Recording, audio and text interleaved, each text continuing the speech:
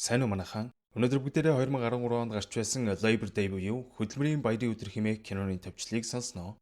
Өсвөр насны үедээ ганц бие ээж дэлгүүрт хүнсээ цуглуулж яваад шоронгийн өргөдөлтөд таарч аргагүй өрхөнд гэртээ орогнуулсан ч тэр тэдний бодсноос тэсөөрхөн байлаа. За тэгээд цаашид юу болохыг бүгдээрээ одоо үргэлжлүүлэн сонсцгоё. Киноны Монгол дөр 14 настай Хенри Хүман Нью Хампшир мужийн Холтон Милс хэмээх жижигхэн хотод өөрийн ээж Аделийн хамтаар аж төрөн амьдран суудаг гэжээ. Гэхдээ нэг асуудал нь Адел олон жилийн өмнө өхрөөсөө саснаас хойш сэтгэлээр унан депрессдэж одоо аль болох гадагш гарахгүй хичээн гэртээ л суудаг нэгэн болжээ.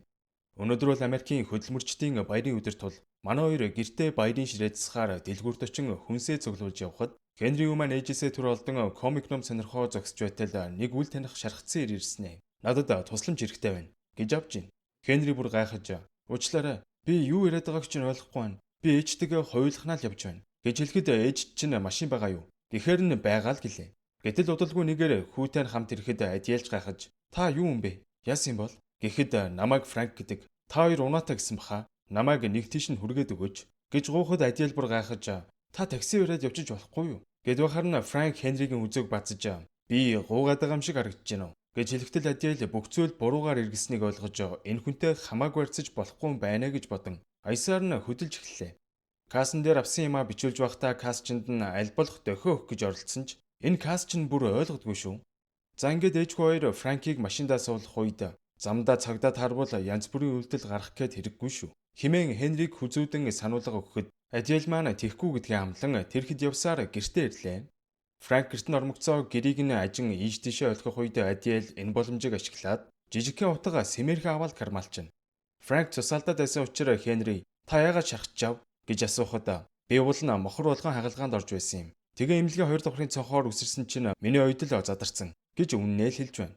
Тэгснэ би шоронгийн өргөдөл тэр эмнэлгээс зутахгүй бол надад өөр боломж гарахгүй байсан гэж хэлмэгцээ гэрийнх нь ширээний ард шоронгийн оргодол сууж байгааг мэдээд ээжхүү хоёр маань бүр шок.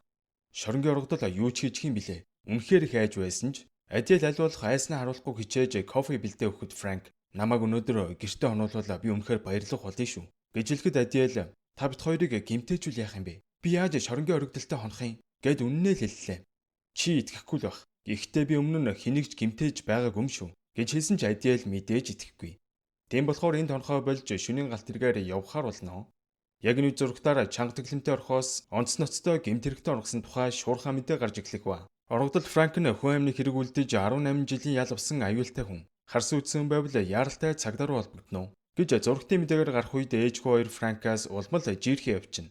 Франк өөрийгөө тийм хүн биш гэж хэлсэн ч Хенри түүний хэлсэнд итгэсэнгүй. Ээж, хоёулангийн оргодол оргнуулсан гээд цагдаа нар барьчих юм биш үү гэж хэлэхэд Франк тийм зүйл болохгүй. Та хоёр надад тусалсан. Би та хоёрт муу зүйл тохиолдосоо гэж бодохгүй байна. Би та хоёрыг сандалд төлчихье. Цагдаа гинэт ороод ирвэл би та хоёрыг барьцаалж хүчээр танаад нуугдсан болж харагдана гэж хэлсний дагуу манай хоёр ч сандалд хүлээллээ.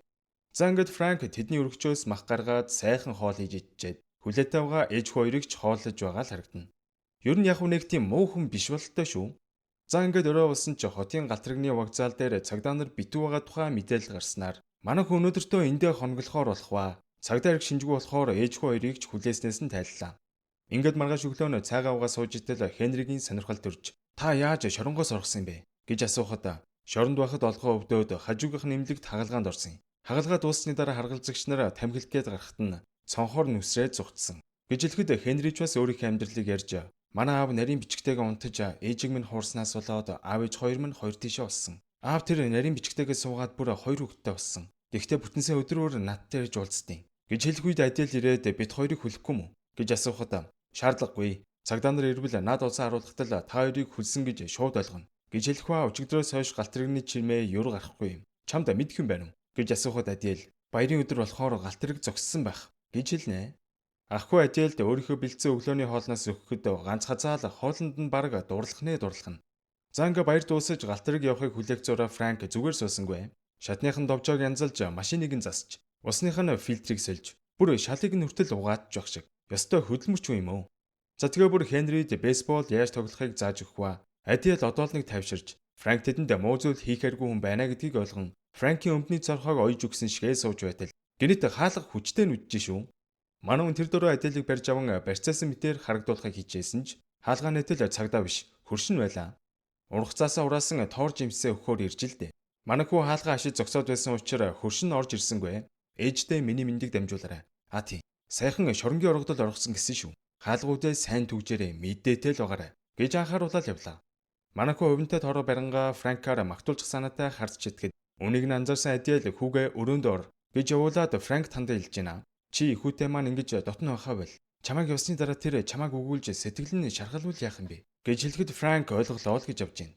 За ингээд хөршийн тоорыг амталж үзснэ. Энэ тоор чинь баг муутах гэж байгаа юм байна шүү дээ. Гэхээр Надиэл тэгвэл гаргаад хайчхал та. Тэгэхэд Франк хоол хаяад яах юм бэ? Энүүгээр сайхан амттай жигнэмэг хийжээ гэж хэлээд ээж хоёр тоорны жигнэмэг яаж хийхийг зааж өгөх үедээ Адиэл Франк хоёр нэг л дотно, нэг л жогтой байгааг Хенрич анзаарна.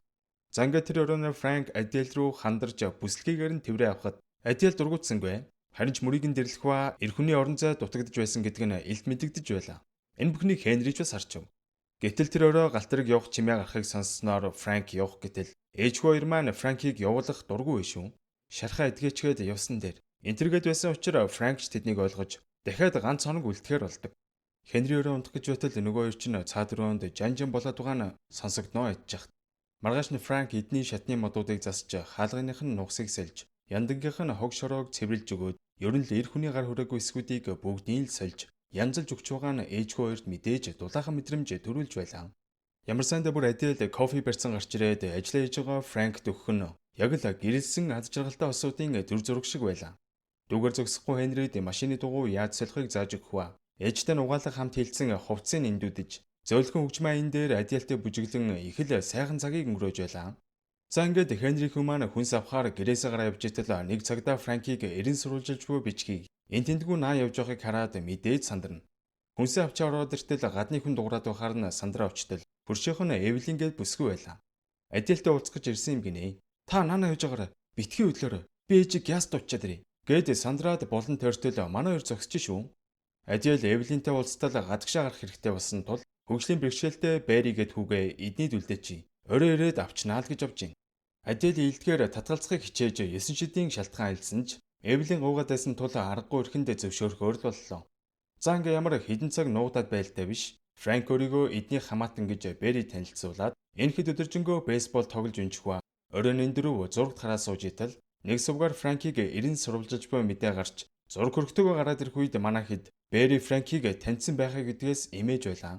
Яг нэг тонх дуурах ба Франк тэр дороо унтлахын өрөөнд нуугдаж Эвелин хүүгээ авахаар ороод ирнэ. Гэтэл Бэри зурагтар гарсан Франкийн зургийг нэлээд ширтэж байснаа таньч бололтой. Ээжтэй ямар нэгэн зүйл хэлэх гээд чимээ гаргаж эхлэхэд хүүгээ аашлаад байна гэж бодсон Эвелин ганц алгадж аваад явлаа. Баригдах ч төглөө шүү. Хенри маань орой шүдэ угаачаад унтах гээд явж байхдаа Франк Адиэл хоёр өөр улс руу нүүж тэндээ ад жаргалтай амьдрах талаар ярилцаж байхыг Сэмэрхэн сонсчихно. Ингээ бүтэн сайн өдөр боллоо. Адиэл хүүгээ Канадын тухай бичсэн ном авахуулахаар номын санд руу явуулах бөгөөд Генри маань номын санд байхдаа энэ хотод саяхан ирсэн Элленгийн охинтой танилцсан жаал ярилцсан. Эллений аав ээж бас салсан бөгөөд ээж нь шинэ найз залуутайгаа хамт амьдрахаар шийдэн Элленийг аав руу нь явуулсан тухай хэлэхэд энэ нь манай Хенригийн амьдралтай нэлээд ойролцоо сонсогдоод байсан тул үргэлжлүүлэн өөрийнхөө тухай ярьж ээж нь шинэ найз залуутай болж энэ гурав Канадад амьдрах гэж байгаа тухай хэлэхэд Эллен өө за тэгвэл чи шууд хаягдана. Шинэ найз залуутай болсон танай ээж чинь чамааг тоохчгүй. Энтергээд манай үгийн тархийг угаагаад эхэлнэ. Үүнийг сонссон Хенри маань нэг л сонирн болж охиныг хийсэн зүйл шиг болчвол яана гэсэн бодол төрж эхлэх ба яж хагад Франкийг бариад өгчвөл бүр $10,000 шагнал зарлцсан байгаа юм байна. Удалгүй Хенригийн аав хүүгээ ирж аваад хамт хоол идэх үеэр аавынх нь ихнэр за ээж нь ямархан байна да. Найз залуутай болох шинж байна уу? Эр хөнгөө альж тэгээд юм хам засгаас эхлээл хэцүү штэ. Энтергээд аавыг нь булааж авчаад яасан илүү хөвгтэй хөх юм бэ? Манай хүн энэ үгэнд нь шаарлахаж ээж хүнтэй уулзаж байгаа гээл хэлэл хайчлаа. Ресторанаас гарах замдаа Хенригийн аав ээж чинь тэгээд найз залуутай болчоо юу? Ямар хүн юм байна? Энтергээд асуугаад байхаар нь Хенригийн дургу өөрчөө юу ч хэлсэнгүй. Яваал өглөө. За ингээ гэрлүүгээ яваа ортол Франк Адиэл хоёр романтик бүжиглээд инээж ханайсан шигэ гомих ад жаргалтай байна. Үнийг харсан Хенригийн дотор нэг л сонирн болоод явчихна. Адиэл хүүгээ хамт бүжиглэхийг гуйсан ч мэдээж татгалзаад өрөөлгөө орох гэтэл Адиэл ээж нь бодлоо л доо. Франктай хамт Канада руу явж тэндээ суурьш гэм үү? Гэж хэлэхэд үнийг сонссон Хенригийн нүдэнд нулимс цэлгэнж Франктай хамт суурьшна гинэ. Би тантай дахиж уулзах болов уу? Гэхэд Адиэл бүр гайхаж "Хүмүн юу яриад байгаа юм бэ? Чи буруу ойлгосон байна. Гуруулаа хамт явна. Би чамааг хизээч орхихгүй. Гэж хэлэхэд Хенри одоо л цээжинд нь богсон зүйл нь арилж дотор нь онгоогоо л явчихна. За ингээд маргааш нь манай гурав Канада руу явах гээд хэрэгтэй зүйлсээ боож оглаа байж итэл Хенри явхаас өмнө нэг найзтайгаа уулзчаад ирье гэж хэлэл гараал гүйчихнэ. Тэр дөрөв элэнтэй уулзаад ээжийнхээ шинэ найз залуутай хамт энэ гурав Канада руу нүүх гэж байгаа тухай хэлэхэд охин янз бүрийн юм шалгаж асуусаар байгаад Хенригийн ээжийн шинэ найз залуу нь цагдаа нарын яагаад байгаа оргодол юм байна гэдгийг гадралчнаа. Тэгснэ манай үед шоронгийн оргодолтой зугтах гэж оролцсон бүсгүйн түүхийг ярьж өгөөд эцэст нь тэд цагдаа нарт бодуулж амиа алдсан гэж хэлэхэд Хенригийн толгойд өстой 9 шидийн зөвлөл эргэлдэж байлаа. Манай хүүг нэг үнсчээд харамсалтай юм. Чи бит хоёр дөнгөж үргэлж эхэлж байтал Канада руу явахаар болчих юм гэж хэлээд яваад өгнө. Амхандаа манай үг яаж игээд энд нь үлдээх гээд байгаа мó да. За ингээд манай гурав авч явах зүйлсээ бэлдээд уул мөрөө баллахын тулд гэрээ цэмбидлэн цэвэрлж өрхөх ба. Энэ үед олон жилийн өмнө Франк яагаад шоронд орох болсон тухай үзэгдэл гарнаа. Франк залуудаа нэг бүсгүйд дурлаж удалгүй үрийн зулаа өнөрлжээ. Гэвч түүний эхнэр ер нь нэлээд архины амралтай байсхийгээл гадуур дотор гарч янз бүрийн залуустай уулзаад яваад байж л дээ.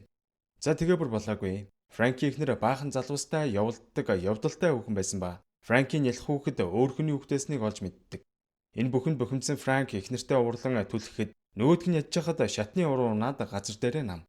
Тэгээ бүр болоогүй ядж хахад усанд орж исэн хүүхэн ч мөн вайнандаа живж үгснээр Франк хоёр хүн алсын эргээр шоронд орсон юм байна. Маргааш өглөө нүрээр манай хэд Канада руу явах гээд ачаа бараагаа ачиж байх үеэр Хенри яаж аавтай хэлэлгүй өөр улс руу явах вэ гэж бодоод ээжтэйгээ хамт Канада руу явах гэж байгаа тухайга загтал бичин аавынхаа шуудангийн харьцагт хийн үлдээдэг. Гэрлүүг алхаа авч байтал эргүүлийн цагдаагийн машин зогссноо. Хүмүн хар үрээр юу хийж ганцаараа яваа. Энтергээд шалгааж байснаа манай хотод аюултай оргодол оргинж байгаа. Ганцаараа алхах нь аюултай ах нь хүргээд өгье. Гэд бахар нь Хенри сандарч "Зүгээр манайх ойрхон алхаал орчин" гэсэн боловч мань цагдаа заавал хүргэж өгнө гэд байсан тул аргагүй ихэнд хүргүүлнэ. Хүүгийн ээж хайрцагтай юм зөөж явахыг харсан цагдаа тэднийх рүү ороод ирж байна. Ээж хоёр ч мэдээж сандраа явуулахгүй яах вэ? Хаа нэг тийшээ нүүх нөө. За яах вэ? Би туслая. Гэснээ хайрцагтай юмнуудыг зөөхөд тусланаа. Сэтгэл нь сайхан юм да. Ээж хоёр нэлээд сандарсан байгааг цагдаа анзаарсан ч нэг их юм бодсонгүй. Амжилт хүсээл яваад өгнө. Франкин бүхнийг цонхоор харж байгаад цагдаа явсны дараа бууж ирээд саяны цагдаа нэг л сэжигтэй байна. Бүгдээрээ яг одоо нь үзье гэж хэлэхгүй ээж хоёр маань банкнд очиж насаар хадгалсан мөнгө авах гэхэд банкныхан гайхаж нэг дор ийм их мөнгө аваад ямар нэгэн зүйл болоо ядагтай. Энтергээд бас хүний эрэхт дурлаастай. Магадгүй 1980-ад оны үед эсвэл ийм байсан болов. Манай хоёр маш их сандарч байсан ч Хенри сэргэлэнтэж ээжт хоёр аялах гэж байгаамаа гэж аргалаад хамаг мөнгөө бэлнээр аваад гарлаа. Энэ үед Франк маань гэрлийн ламп солилцсон зогсож байтал гаднаас Эвлийн ороод ирлээ шүү. Манай үнийг таних нүг гэтэл овоо таньсангүй болтой. Бодвол Франк сахал үсээ аваад цэмбийцэн байгаа болохоор л тэр юм шиг байна. Франк өөрийгөө дуудлагын засварчин гэж танилцуулах ба Эвли эднийд авчирсан жигнэмгээ үлдээгээд гарч одноо. Ээж хоёр маань мөнгө авчаа ороод иртэл Франк авчин чамд дуут мессеж үлдээсэн байлээ. Гэхдээ одоо бүгдээрээ яарах хэрэгтэй байна. Гэхэд Хенри одоохон би гяс аавтай яриад ирье. Гээл өрөөлөгөө гүчин. Яг энэ үед тэдний ойролцоо цагдаагийн дуудтахуй ангинж эхлэх үед Франк Адел хоёрын царай бараагаал явчнаа. Канада руу явж амьдрах хүсэл тэр дороо замхран мөрөөдөл болж өрөх ба Франк Аделийг чанга гэгчин тэврээд ээж хоёрыг асуудалд оруулахын тулд хүлж өрхөх үед Адел хөрхий цөрхрөн уйлаастай. Уул нь бүх юм сайхан болох гэж байсан юм да. За ингээд Франк баяртай гэж хэлэн тэднийхээс гарan цагдаа нарт бууж өгдөг. Манай хүн ээж хоёрыг барьцаасан эрэхтэй 25 жилийн ял авсан байв. Адел Хенри хоёр өмгөөлөгчтэй уулзсан Франкиалийг багасгах ямар л арга чарга байна бүгдийг хөөцөлдсөн боловч эцэстээ өөрсдөө хэрэгт орчих гээд байсан тул юу ч хийж чадсангүй. За ингээд манай хөв том болж Франкийн зааж өгч байсан бейсболоор хичээлж удалгүй үсгэлэн технэртэй ч болоодглоо. Олон жилийн дараа Хенри Франкийн зааж өгч байсан аргаар тортой биловхийн кафе нээсэн нь хотынхоо шилдэг кафенуудын нэг болжээ. Франк Хенригийн талаар сэтгүүлээс олж уншаад хүүгээрээ бахархаж байгаа аав хүн шиг сайхан байх ба. Франк шоронд орсон цагаас эхэлж Адел Хенри хоёрт сар болгон захидал бичдэг байв. Франк өөрөө үлгэр жишээ сайн өргөдөл байсан тул цагаасаа эрт суллагдан гарч ирэхэд Адел түүнийг хүлээн зогсож байлаа. Ингээд олон жилийн дараа эцэст нь нэг юм Адел Франк хоёр маань хинээс ч айж эмээлгүйгээр тайван сайхан амьдарч байгаагаар кино маань төгсөж байна.